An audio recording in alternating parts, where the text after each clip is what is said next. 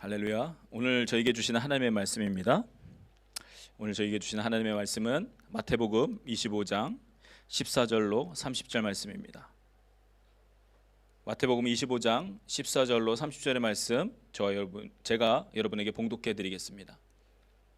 또 어떤 사람이 타국에 갈 때 그 종들을 불러 자기 소유를 맡김과 같으니 각각 그 재능대로 한 사람에게는 금 5달란트를, 한 사람에게는 2달란트를, 한 사람에게는 1달란트를 주고 떠났더니 5달란트 받은 자는 바로 가서 그것으로 장사하여 또 5달란트를 남기고 2달란트 받은 자도 그같이 하여 또 2달란트를 남겼으되 1달란트 받은 자는 가서 땅을 파고 그 주인의 돈을 감추어 두었더니 오랜 후에 그 종들의 주인이 돌아와 그들과 결산할세 5달란트 받았던 자는 5달란트를 더 가지고 와서 이르되 주인이여 내게 5달란트를 주셨는데 보소서 내가 또 5달란트를 남겼나이다. 그 주인이 이르되 잘하였도다 착하고 충성된 종아 내가 적은 일에 충성하였음에 내가 많은 것을 내게 맡기리니 내 주인의 즐거움에 참여할지어다 하고 2달란트 받았던 자도 와서 이르되 주인이여 내게 2달란트를 주셨는데 보소서 내가 또 2달란트를 남겼나이다. 그 주인이 이르되 잘하였도다 착하고 충성된 종아 내가 적은 일에 충성하였음에 내가 많은 것을 내게 맡기리니 내 주인의 즐거움에 참여할지어다 하고 1달란트 받았던 자는 와서 이르되 주인이여 당신은 굳은 사람이라 심지 않은 데서 거두고 해치지 않은 데서 모으는 줄을 내가 알았으므로 두려워하여 나가서 당신의 달란트를 땅에 감추어 두었었나이다. 보소서 당신의 것을 가지셨나이다. 그 주인이 대답하여 이르되 악하고 게으른 종아 나는 심지 않은 데서 거두고 해치지 않은 데서 모으는 줄로 내가 알았느냐. 그러면 내가 마땅히 내 돈을 취리하는 자들에게나 맡겼다가 내가 돌아와서 내 원금과 이자를 받게 하였을 것이니라 하고 그에게서 그 1달란트를 빼앗아 10달란트 가진 자에게 주라. 무릇 있는 자는 받아 풍족하게 되고 없는 자는 그 있는 것까지 빼앗기리라. 이 무익한 종을 바깥 어두운 데로 내쫓으라. 거기서 슬피 울며 이를 갈리라 하니라. 아멘.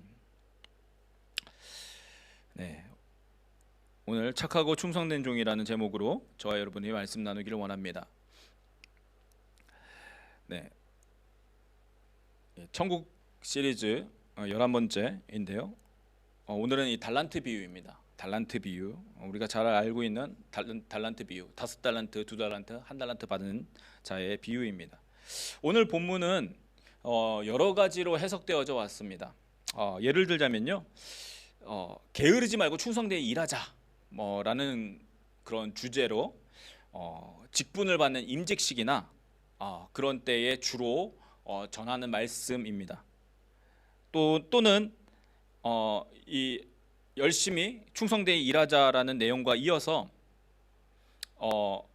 첫 번째와 두 번째 종이 주인에게 칭찬받은 이유는 2배로 남겼기 때문이다. 5달란트를 받았는데 5달란트 더 남기고 2달란트 받았는데 2달란트 더 남긴 이 2배로 남겼기 때문에 하나님께서 주신 것을 열심을 다해서 갑절 2배로 남기자라는 결론으로 열심을 내라는 그런 해석으로 설교를 하기도 합니다.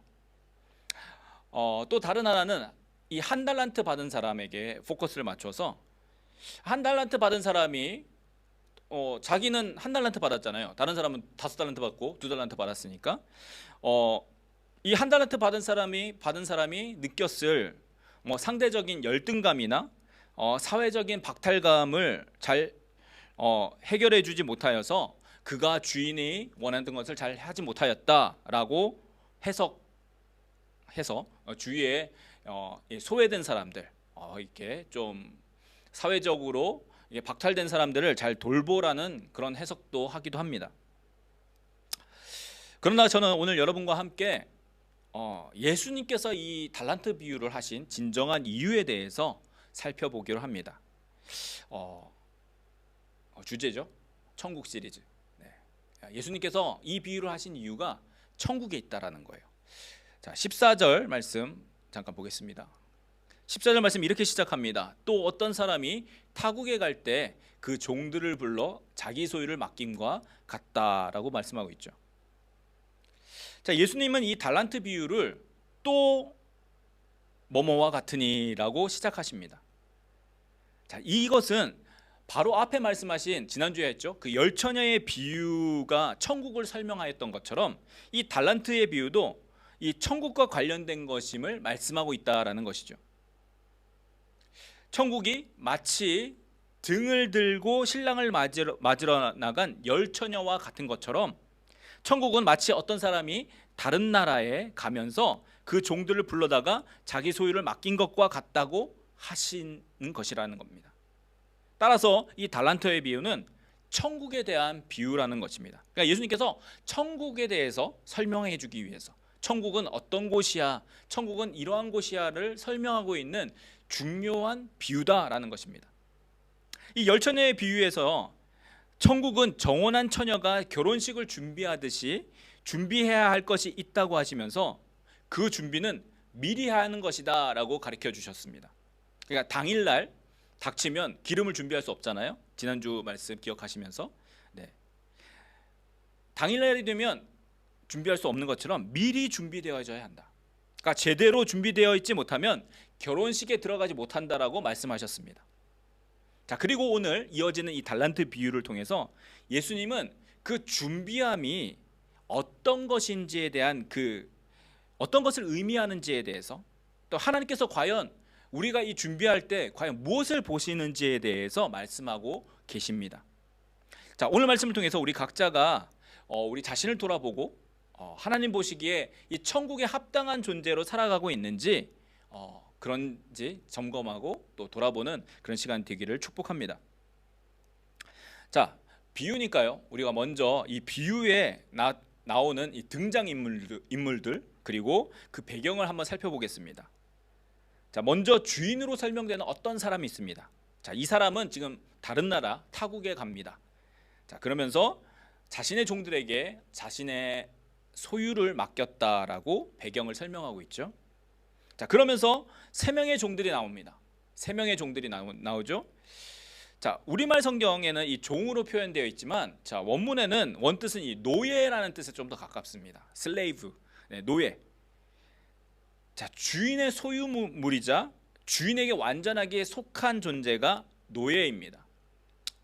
그리고 종이라는 것이죠.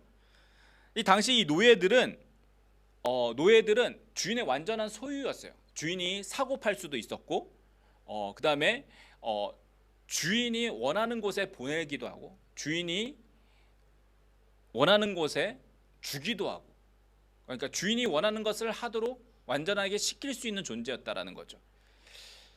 자, 이 노예들, 이 종들에게 주인은 오늘 말씀해 보니까 각각 그 재능에 따라서 그 능력에 따라서 5달란트, 2달란트, 1달란트를 맡겼다라고 말씀합니다.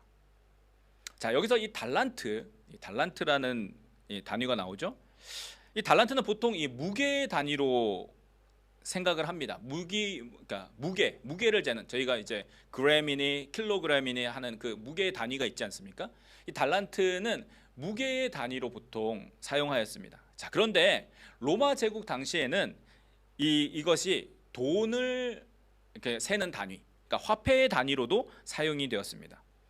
그러니까 우리가 몇 원 하죠. 몇 달러 하는 것처럼 돈의 액수를 말하는 단위가 이 달란트였어요. 자, 그런데 우리가 이 달란트 하면 감이 잘 오지 않습니다. 우리가 이 시대에 살고 있지 않기 때문에 얼마인지 잘 모른다라는 것이죠. 여러분 혹시 주일학교 다니신 분들은 기억하실지 모르겠습니다. 주일학교에서 이 달란트 시장이라는 걸 해요. 그러니까 아이들이 예배를 잘 드린다거나 공과 공부를 열심히 잘 준비해서 온다거나 아니면 성경을 읽어오는 숙제라든지 이런 것을 잘하면 뭐 1달란트, 2달란트씩 이렇게 코인처럼 생긴 걸 줍니다. 이 코인처럼 생긴 것을 주면서 이제 그것을 나중에 모아다가 달란트 시장이라는 것이 열리면 거기에서 자기가 좋아하는 것을 살 수 있어요. 자기가 모은 그 달란트로. 뭐 어떤 것은 5달란트하고 어떤 것은 10달란트하고 뭐 그렇게 있습니다. 좀 비싼 것은 한 20달란트 해요. 뭐 이렇게 큰 상자 같은 거 들어있는 것들. 이렇게 그런 달란트 시장을 하니까 일반적으로 우리 이 달란트의 가치를 되게 낮게 여깁니다. 그냥 대충 이렇게 하면 모을 수 있는 것. 그다음에 주일학교처럼 이게 코인 하나 정도가 달란트라고 생각할 때가 있다라는 것이죠. 뭐 아이들에게는 엄청나게 크지만 성인이 된 저희들에게는 언제든지 가서 살 수 있는 어떤 그러한 가치 정도로 본다라는 것입니다.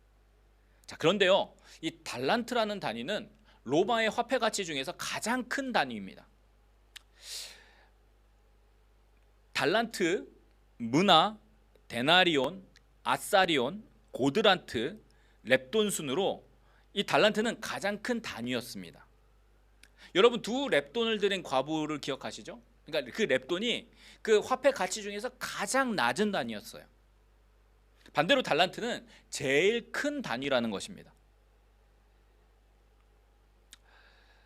뭐 요거는 해석하는 것에 따라 좀 차이가 있지만 보통 한 달란트가 6천 데나리온 정도 된다고 합니다.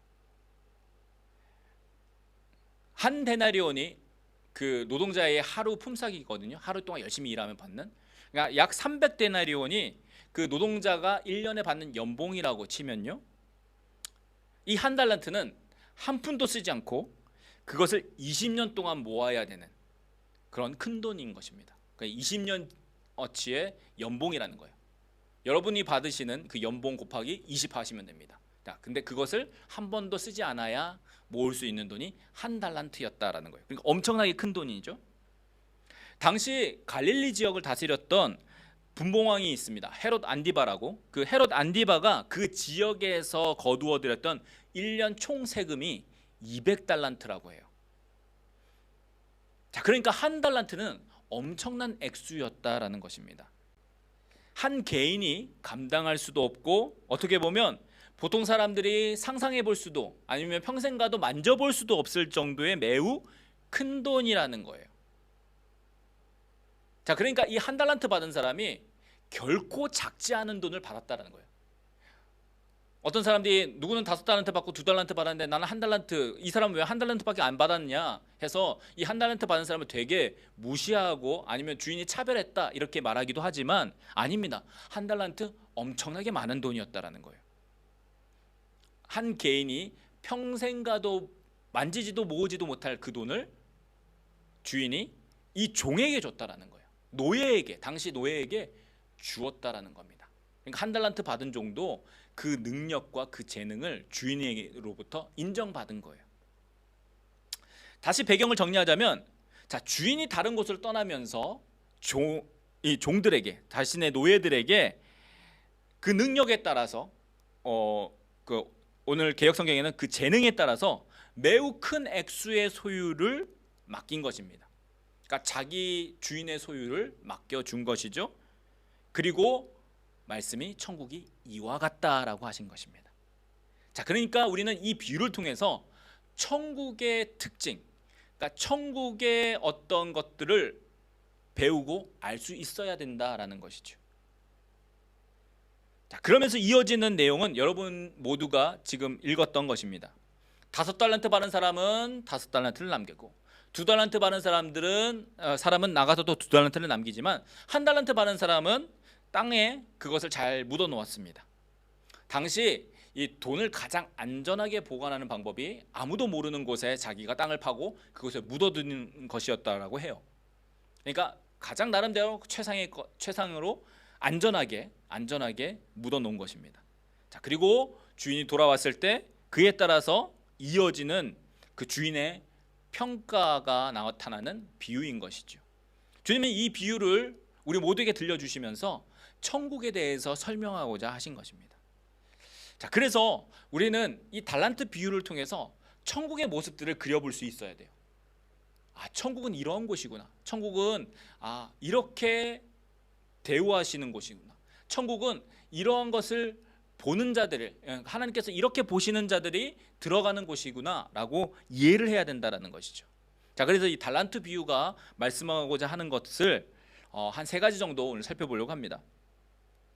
먼저 이 달란트 비유는 무엇을 우리에게 말씀하는가? 첫 번째, 주인의 의도를 이해해야 한다라고 말씀하고 있습니다.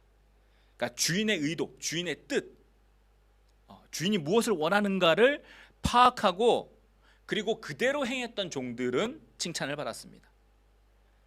여러분, 그 종들이 두 배를 남겨서가 아니라 그 종들이 칭찬받은 이유는 주인의 뜻을 이해하고 그대로 행했기 때문입니다. 사실 여기에서 두 배로 남긴 것은요, 주인이 그들을 정확하게 파악하고 있어서였습니다. 주인은 그 종들의 능력을 알았습니다. 재능을 알았고요. 그 재능대로, 능력대로 열심히 일하기만 한다면 그만큼 얻을 것을 주인은 알았다라는 것이죠. 자, 그래서 그 종에게 5달란트, 2달란트, 1달란트씩을 맡긴 것이라는 겁니다. 그러니까 우리는 이 종이 뭐 열심히 일해서 2배를 벌었다, 혹은 2배를 벌지 못했으면 어떠했을까, 뭐 이런 것에 되게 관심이 있잖아요. 아니에요. 여기서 말씀하고자 하는 것은 주인이 그 종들의 능력을 이미 알고 그만큼 주었다라는 겁니다. 그러니까 5달란트 받은 종은 그 재능이 뛰어났기 때문에 그 재능대로 열심히 일하기만 하면 5달란트를 얻을 수 있을 거라는 주인의 생각이 있었다라는 겁니다. 2달란트 받은 자도 마찬가지예요. 2달란트 받은 자는 그만큼 열심히 일한다면 당연히 나가서 2달란트를 벌어올 수 있을 것이라는 것을 주인이 알았다라는 것입니다. 역시 1달란트 받은 사람도 마찬가지라는 거예요. 1달란트 받은 사람이 가서 묻어놓지 않고 주인의 뜻을 이해하고 그대로 행했다면 역시 1달란트를 얻었을 것이라는 겁니다. 자, 그런데 이 1달란트 받은 종은 주인의 뜻을 알지 못했습니다. 주인의 의도를 깨닫지 못하고 오히려 주인을 오해했습니다. 24절 말씀 보겠습니다. 24절 말씀 보면 이 1달란트 받은 사람이 이렇게 이야기합니다. 1달란트 받은 자는 와서 이르되 주인이여, 당신은 굳은 사람이라 심지 않은 데서 거두고 해치지 않은 데서 모으는 줄을 내가 알았으므로. 자, 무슨 말입니까? 주인이 굳은 사람이라고 오해했다는 거예요. 영어로 보면 hard man 이렇게 나오거든요.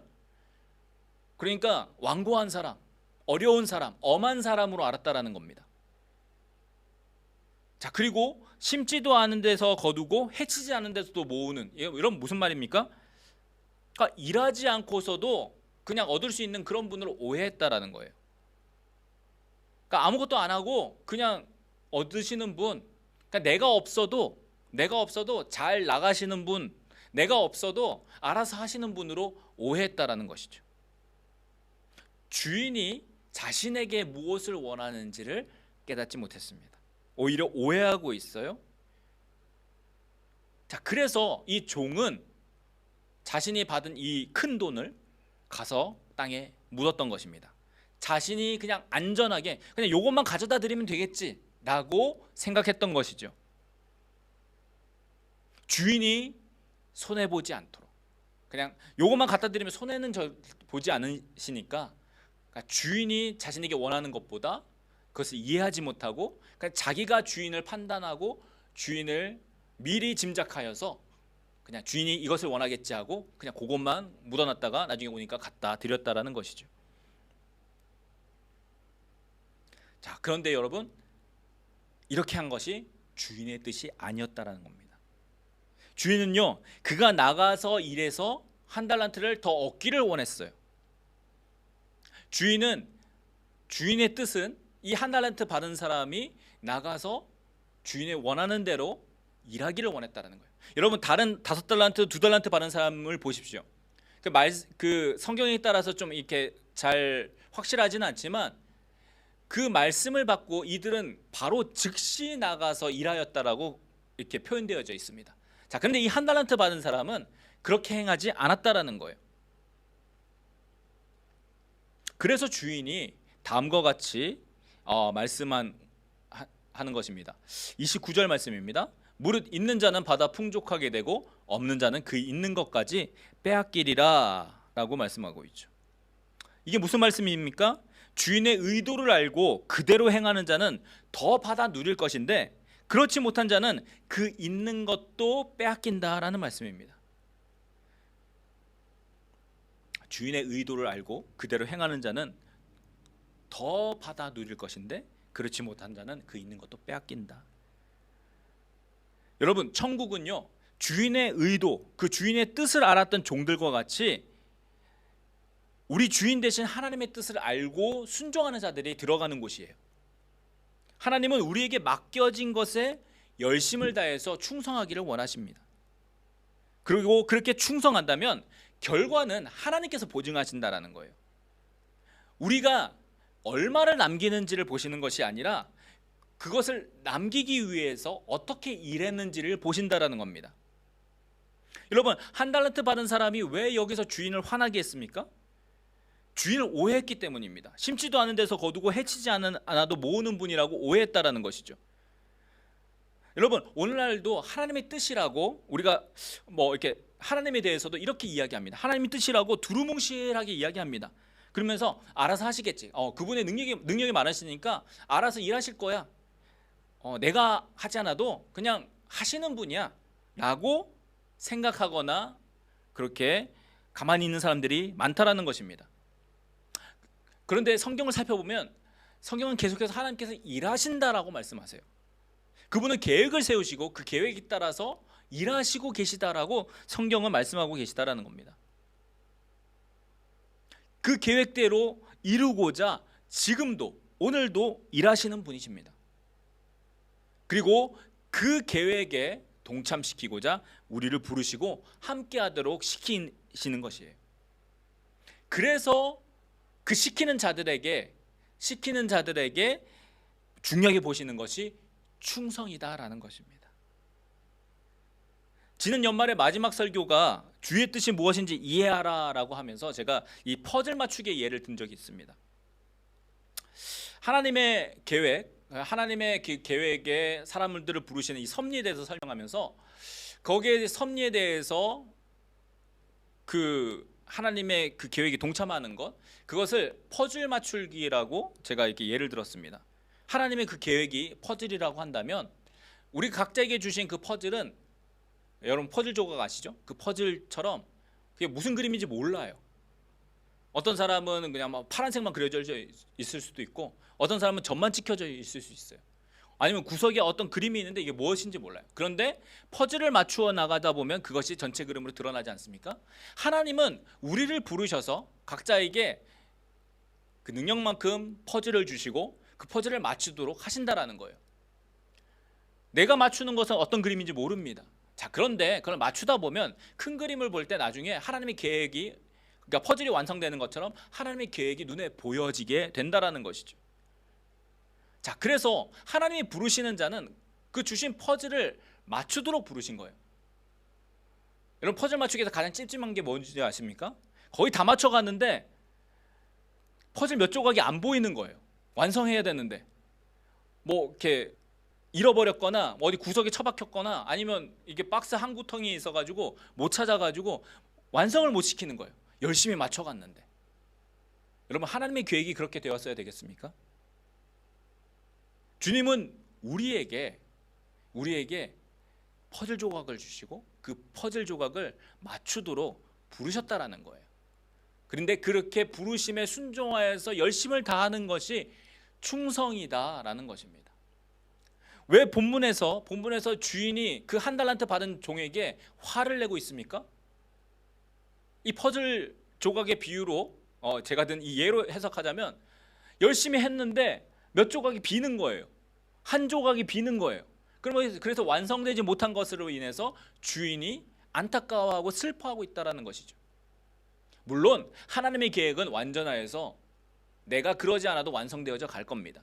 자, 그런데 중요한 것은 뭐냐면 그 계획에 동참하느냐 함께하느냐 그렇지 못하느냐에 따라서 주님의 평가가 달라진다라는 것이에요. 우리의 능력에 따라, 은사에 따라, 우리의 모든 것에 따라 하나님께서 각자에게 맞게 우리에게 달란트를 주시고 그 달란트에 맞춰서 우리에게 원하시는 것이 충성이다라는 것입니다. 주님이 보시는 것 충성이다라는 거예요. 열심을 다해서 내게 맡긴 것에 열심을 다해서 충성할 때 하나님은 그 충성을 통해서 열매를 맺게 하신다라는 거예요. 왜요? 하나님께서 그것을 이미 보시고 주셨기 때문입니다. 자, 달란트 비유에서 볼 수 있는 두 번째는요, 주인은 각자의 재능대로 그 능력에 맞게 달란트를 주었다라는 겁니다. 그러니까 얼마를 남기는지는 주인이 이미 알고 있었다라는 거예요. 아까도 말씀드렸듯이 그 종들의 개개인의 능력과 재능을 이미 알았습니다. 그래서 얘한테는 5달란트를 감당할 능력이 있고, 그리고 5달란트를 가지고 열심히 일한다면 5달란트를 남길 것이라는 주인의 그 판단과 능력, 그 판단과 그 계획이 있었다라는 것이죠. 2달란트 받은 사람도 마찬가지입니다. 얘한테는 2달란트를 감당할 능력이 있고 가서 열심히 일한다면 2달란트를 더 남길 것이라는 계획이 있었다라는 것이죠. 마찬가지로 1달란트 받은 사람도 그렇다라는 겁니다. 1달란트, 아까 말씀드렸죠? 큰 돈이라고. 이 큰 돈을 맡을 능력이 그 가운데 있었다라는 거예요. 비록 다른 사람들, 다른 종들에 비교해서는 능력이 좀 못해 보였을지라도 주인은 그를 믿었고 그에게 그만큼 큰 돈을 맡겼다라는 것입니다. 그 얘기는 뭐냐면 그 종이 나가서 열심히 일한다면, 열심히만 한다면 그 1달란트를 다시 얻을 수 있을 거라는 믿음이 있었다라는 것이죠. 자, 그런데 1달란트 받은 종은 그 주인의 믿음을 배신한 것입니다. 우리는 어떻습니까? 우리는 누가 얼마나 더 많이 벌었느냐, 얼마 많이 받았느냐, 여기에 되게 관심이 있어요. 그렇죠? 저 사람은 되게 달란트가 많은 것 같아. 달란트가 이제 영어로 하면 탤런트니까 뭐 재능이 많은 것 같아. 그러면서 저 사람은 하나님은 왜 저 사람한테만 저렇게 많은 달란트를 주셨을까? 말하면서 이렇게 시기하고 질투합니다. 뭐 직분을 벌 수도 있죠. 어떤 사람은 장로의 직분을 합니다. 근데 장로가 되지 못하신 분들은 저 사람은 왜 장로를 받고 나는 왜 못 받았을까? 하나님 저 사람을 더 사랑하시나? 아니면 내가 어디 부족해서 뭐 나도 장로가 될 거야. 뭐 이렇게 그런 높고 낮음, 많고 적음으로 우리는 판단을 한다라는 것이죠. 많은 것을 받아야, 또 많은 것을 남기고 더 크게 되어야 그것이 더 크고 위대하다라고 생각한다라는 겁니다. 여러분, 이것은요 세상의 기준이에요. 그런데 이 비유를 가만히 살펴보면 많이 받고 적게 받고는 중요한 것이 아닙니다. 예수님이 그것이 중요했다면 말씀하셨을 거예요. 자, 그런데 많이 받고 많이 남기고 적게 받고 적게 남기는 것이 중요하지 않다라는 것을 주님은 이 비유를 통해서 말씀하고 계세요. 왜냐하면 주인이 얼마를 남겼는지 관심이 전혀 없다라는 것을 5달란트 남긴 종이나 2달란트 남긴 종이나 그 칭찬이 완전히 동일하기 때문입니다. 여러분, 읽지는 않겠지만 한번 보십시오. 21절입니다. 그 주인이 이르되 잘하였도다 착하고 충성된 종아, 내가 적은 일에 충성하였음에 내가 많은 것에 내게 맡기리니 내 주인의 즐거움에 참여할지어다 하고. 자, 23절입니다. 여러분 잘 보셨습니까? 앞에 숫자만 바뀌었지 그대로입니다. 한번 더 볼까요? 21, 23. 앞에 숫자만 바뀌지 그대로입니다. 그러니까 5달란트 받은 사람이 5달란트 남겼을 때나 2달란트 받은 사람이 2달란트 남겼을 때나 그 주인이 그 종에게 준 칭찬은 정확하게 똑같다라는 거예요. 우리 사람은 어떨까요? 5달란트 받으니까 너 정말 수고했구나. 2달란트 남겼으니까 열심히는 했네. 이 정도. 1달란트 받은 1달란트니까 당연한 거야. 사람의 생각입니다. 여기 나오는 주인은 어떻습니까? 주인이 원한 것을 그대로 이루니까, 주인의 뜻을 성취하니까 칭찬이 그대로입니다. 똑같습니다. 그렇죠? 그러니까 주인의 관심은 많이 남고 적게 남기고 뭐 이렇게 거기에, 그러니까 그 액수의 크기에 관심이 없었다라는 거예요. 여러분, 만일 1달란트 받은 종도 가서 열심히 해서 1달란트를 남겼으면 똑같은 칭찬을 하셨을 것이라는 겁니다. 자, 이 말씀을 어떻게 알 수 있을까요? 이 1달란트 받은 종이 나가서 일하지 않고 그거 묻어놨다가 그대로 가져오죠. 이 종을 책망하실 때도, 야단치실 때도 내가 만약에 이득을 원했다면 이 돈을 갖다가 취리하는 자, 그러니까 이자 주는 그런 자들에게 맡겼다가 원금하고 이자를 가지고 오면 내가 돈을 더 많이 벌 것 아니겠느냐라고 한 말씀에서 우리가 알 수 있습니다. 그러니까 주인이 원한 것이 이득을 남기는 것에 있지 않다라는 겁니다. 주인이 원한 것은 그 종이 주인의 뜻에 순종하여서 열심히 일했느냐 안 했느냐, 충성했느냐 안 했느냐에 있었다라는 것이에요. 그래서 한 달란트 받은 종이 아닌 나머지 두 종, 5달란트 남긴 종과 2달란트 남긴 이 종들을 칭찬하실 때 뭐라고 하십니까?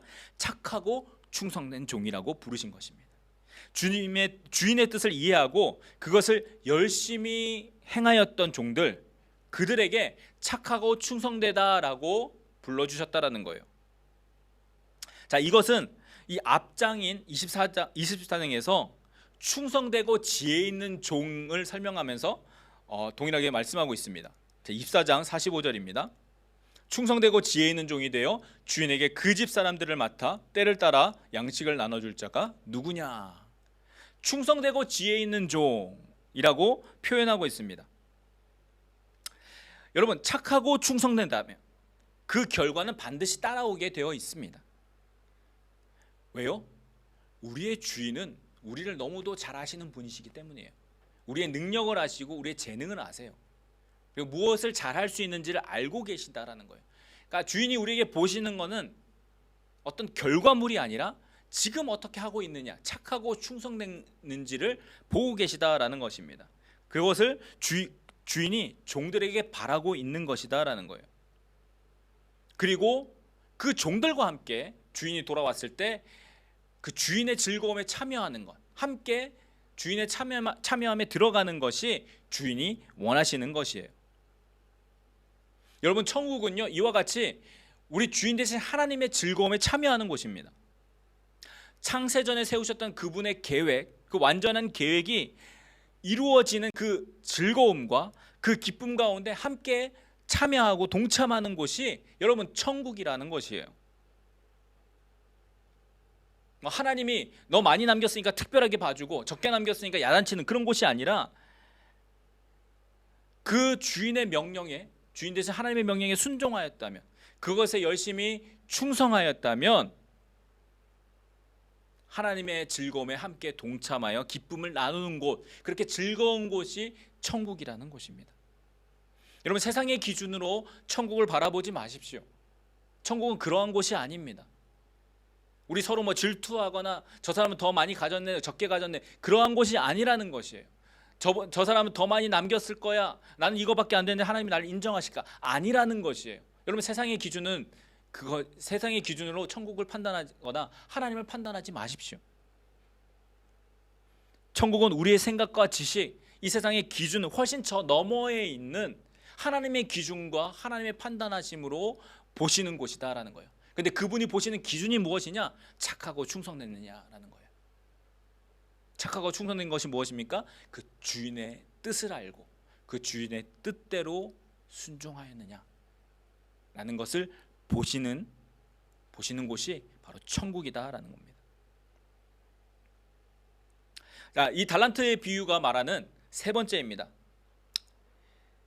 주인에게 무익한 종은 바깥 어두운 데 내어 쫓긴다라는 것이에요.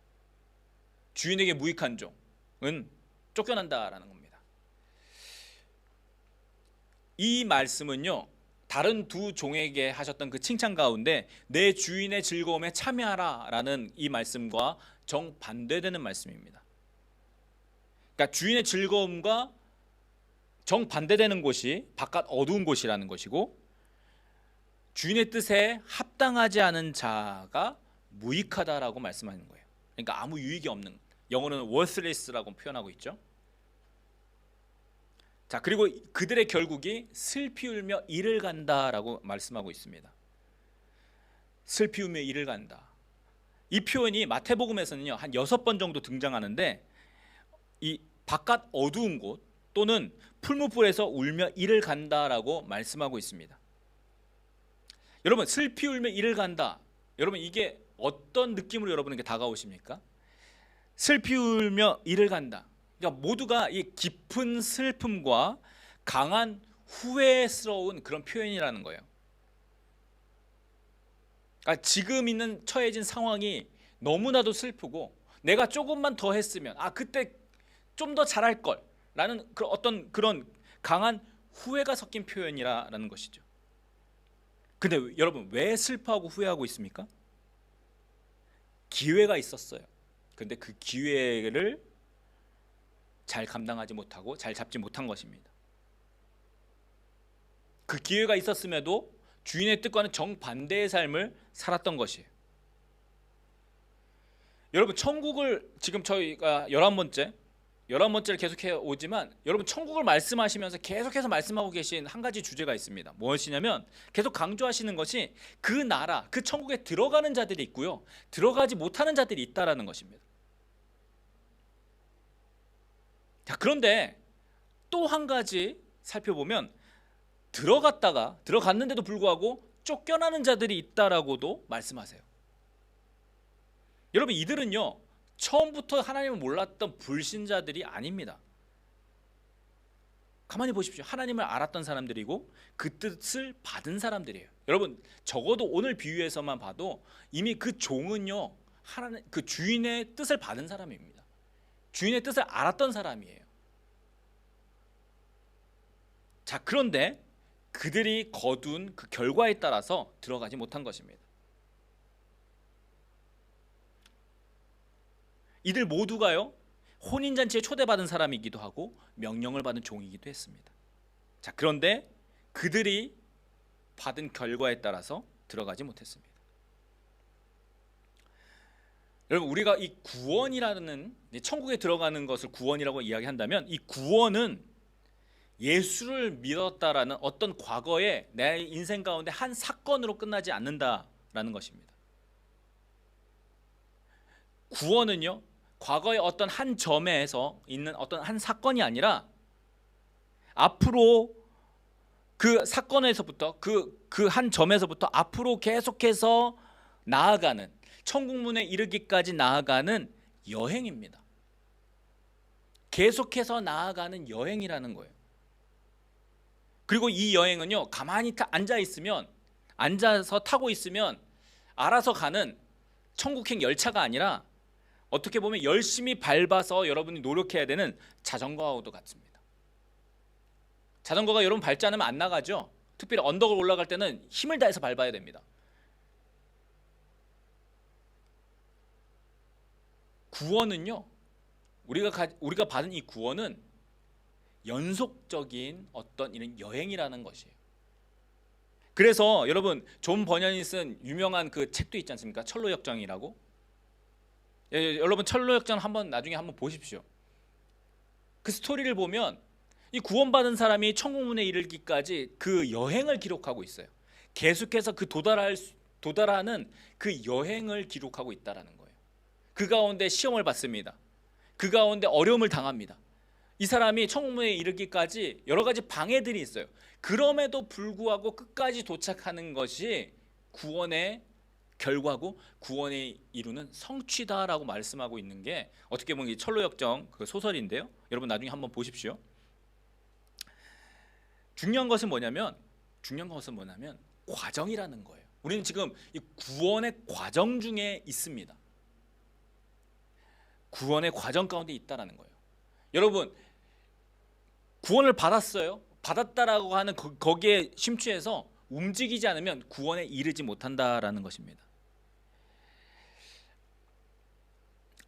이런 이야기를 하면요, 그러니까 노력을 해야 되고 열심히 일해야 되고 착하고 충성되게 여러분 살아야 된다고 이야기하면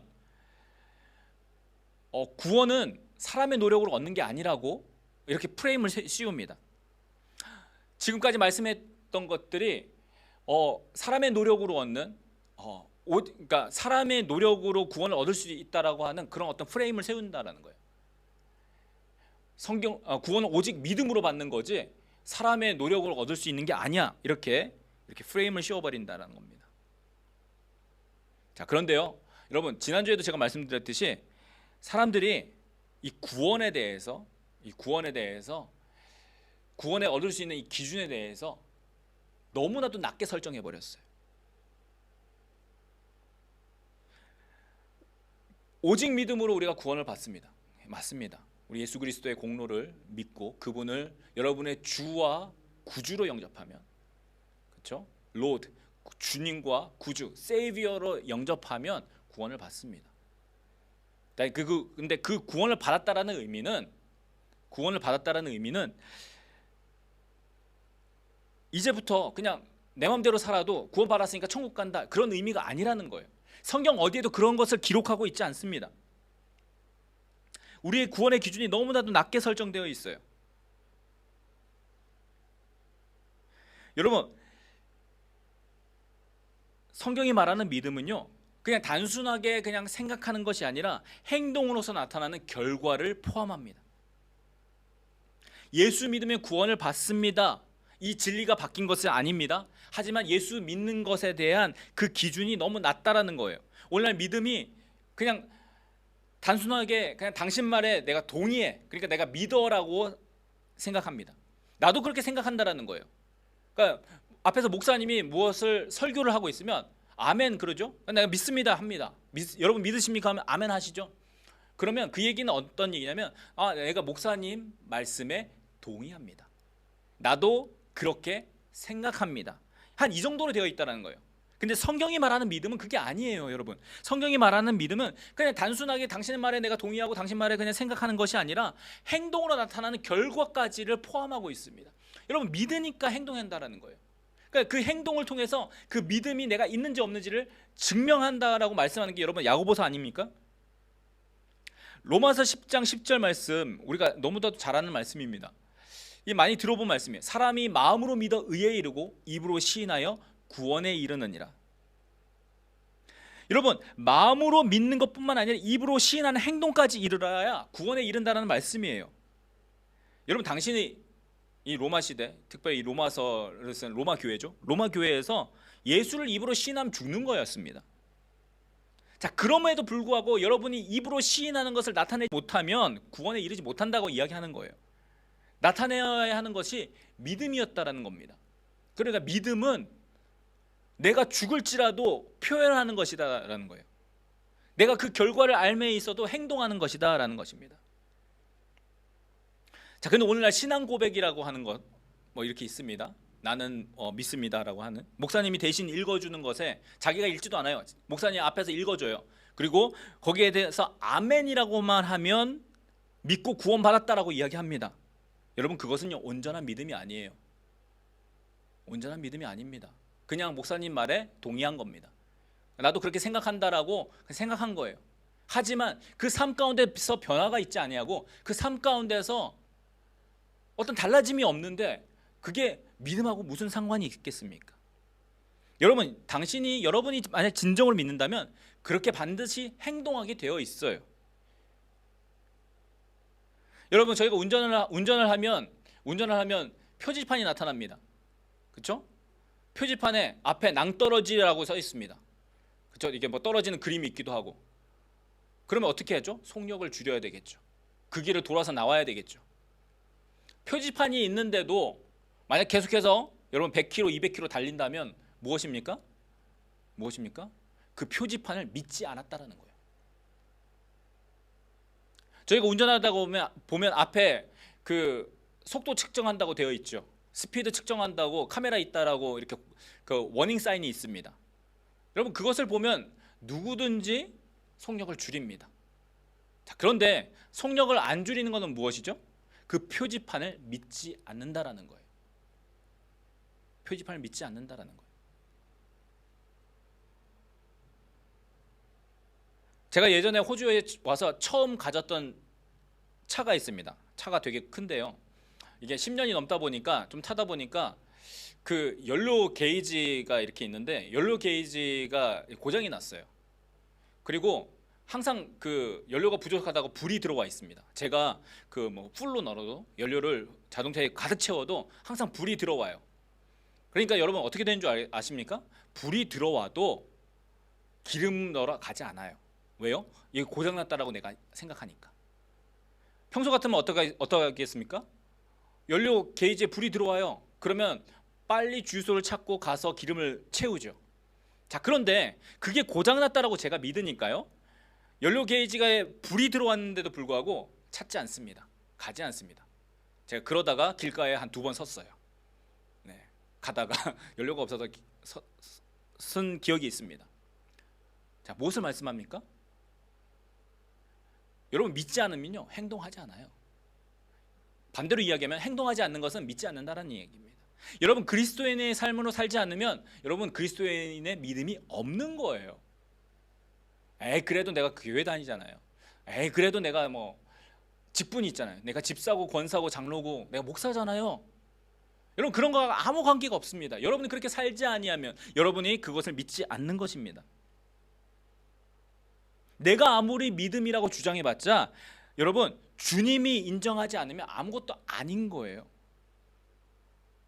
중요한 것이 무엇이냐? 주님이 인정하시는 기준이 있습니다. 주님이 인정하시는 믿음이라는 기준이 있고 그 기준에 우리가 다달라야 된다라는 거예요. 그래서 성경을 통해서 주님께서 주시는 그 말씀이 무엇이냐? 계속해서 하시는 말씀이 무엇이냐? 주님이 체크하시는 믿음의 기준에 내가 올바른지 아닌지를 점검하라라고 말씀하시는 거예요. 점검해야 된다. 내가 기름이 부족한지 아닌지를 점검해야 된다. 내가 지금 열심히 일하고 착하고 충성되는지 점검해야 된다. 왜요? 그 날이 되면 돌이킬 수가 없기 때문에. 신랑이 오면 돌이킬 수가 없고요. 주인이 다시 와서 결산하자고 하면 돌이킬 수가 없기 때문이라는 거예요. 그 전에 지금 점검하라라고 하는 것이 우리에게 주시는 천국 메시지다라는 겁니다. 여러분 그 날은 반드시 옵니다. 근데 여러분이 준비되었는지 되지 않았는지를 점검하라고 미리 경고해서 주시는 말씀이다라는 거예요. 여러분 그때에 점검하면 늦습니다. 이미 신랑이 오는 소리가 들리면 늦습니다. 미리 점검하고 미리 체크해서 자신의 부족한 점을 고쳐놓는 것, 그래서 내가 넘어졌을지라도 일어나고 내가 좀 더 게을러졌을지라도 내가 다시 충성하여 다시 헌신하고 하나님께 나아가는 것, 여러분 이것이 지혜입니다. 성경이 말하는 지혜가 그것을 의미합니다. 사랑하는 여러분, 여러분은 어떠한 종입니까? 주인에게 유익이 되는 종입니까? 아니면 무익한 종입니까? 주인 대신 우리 하나님의 뜻을 이해하고 그 뜻에 순종하는 착하고 충성된 종이십니까? 아니면 그 뜻을 이해하지 못해서 자기 마음대로 하는 주님 보시기에 악하고 게으른 종입니까? 여러분 천국은 다가오고 있습니다. 어제보다는 오늘이, 오늘보다는 내일이 가까워져 오고 있습니다. 그리고 그 천국에 들어가는 자는 하나님의 즐거움에 참여할 수 있는 자들만이 들어갑니다. 곧 하나님 뜻에 순종하고 착하고 충성된 자들, 하나님 보시기에 그 기준에 맞는 자들만이 들어갑니다. 이 사람들을 하나님께서 지금도 찾고 계십니다. 이것을 소유한 자들, 하나님 보시기에 그 기준을 가지고 있는 자들은 더 받아서 풍족해지지만 그렇지 못한 자는 쫓겨날 것입니다. 그때는 아무리 슬퍼하고 후회하고 그렇게 해도 소용이 없습니다. 여러분 지금이 바로 은혜 받을 만한 날이요 구원의 때라는 것을 기억하십시오. 하나님께로 돌아오십시오.